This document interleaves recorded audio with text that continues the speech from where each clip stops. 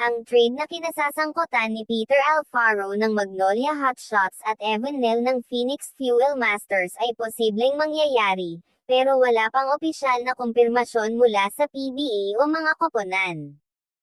Kung sakaling matuloy ang trade na ito, maaaring magbigay ito ng mga benepisyo sa mga koponan na involved. Ang Magnolia Hotshots ay maaaring makakuha ng isang mahusay na player na si Evan Nel, habang ang Phoenix Fuel Masters naman ay maaaring makakuha ng isang young player na si Peter Alfaro. Kung matuloy ang trade na ito, ang epekto sa mga koponan ay depende sa mga player na involved at sa mga plano ng mga koponan. Para sa Magnolia Hotshots, makakakuha sila ng isang young player na si Evan Nelly, na maaaring makatulong sa kanilang pag-improve sa backcourt. Magbibigay ng mga bagong oportunidad para sa mga player na sina Mark Barroca at Paul Lee, na maaaring mag-improve ang kanilang offense at scoring. Para naman sa Phoenix Fuel Masters, makakakuha sila ng isang young player na si Peter Alfaro, na maaaring makatulong sa kanilang pag-develop sa frontcourt.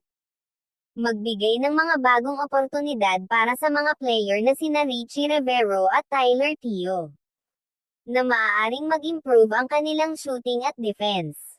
Narito ang mga posibleng adjustment na gagawin ng mga koponan sa kanilang mga bagong player. Para sa Phoenix Fuel Masters, ang pag-a-adjust sa sistema ng coach at sa rotation nila na kasama si Peter Alfaro. Ang paggamit kay Peter Alfaro bilang backup point guard. At pag-develop sa mga pagdepensa at scoring skills ni Peter Alfaro. Sa Magnolia Hotshots naman, ang pag-a-adjust sa sistema ng offense at ball handling ni Evan Nelly.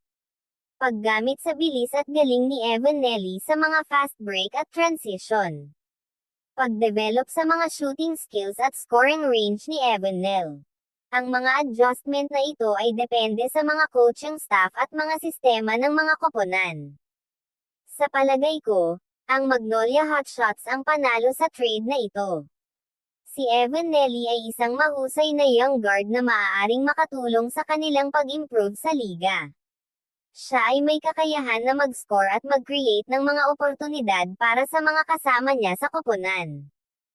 Samantala, si Peter Alfaro naman ay isang young guard na maaaring mag-develop pa sa Phoenix Fuel Masters, kaya ang Magnolia Hotshots ang nakakuha ng advantage para sa trade na ito.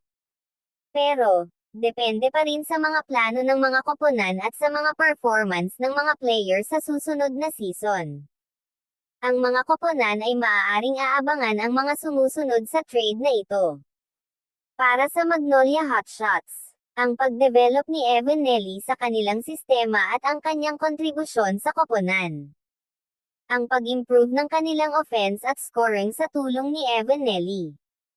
Ang pag-adjust ng mga veteran player na sina Mark Barroca at Paul Lee sa bagong kasama nila sa backcourt. Para naman sa Phoenix Fuel Masters, ang pag-develop ni Peter Alfaro sa kanilang frontcourt at ang kanyang kontribusyon sa koponan. Ang pag-improve ng kanilang depensa at shooting sa tulong ni Peter Alfaro. Ang pag-adjust ng mga young player na sina Richie Rivero at Tyler Teo sa bagong kasama nila sa koponan.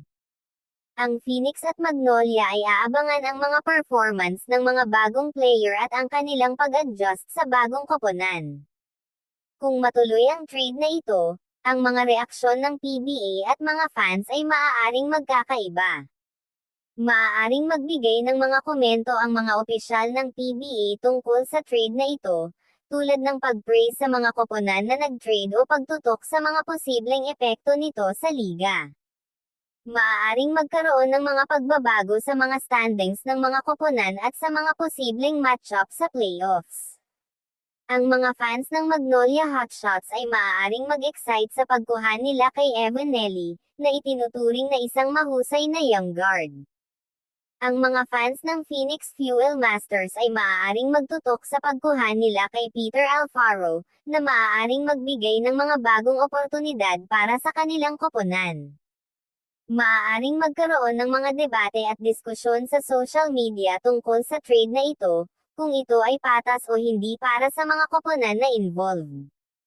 Ang mga reaksyon ng mga fans ay depende sa kanilang pagka-fan sa mga koponan at sa mga player na involved. Aabangan na lang natin ang mga susunod na update para sa trade na ito.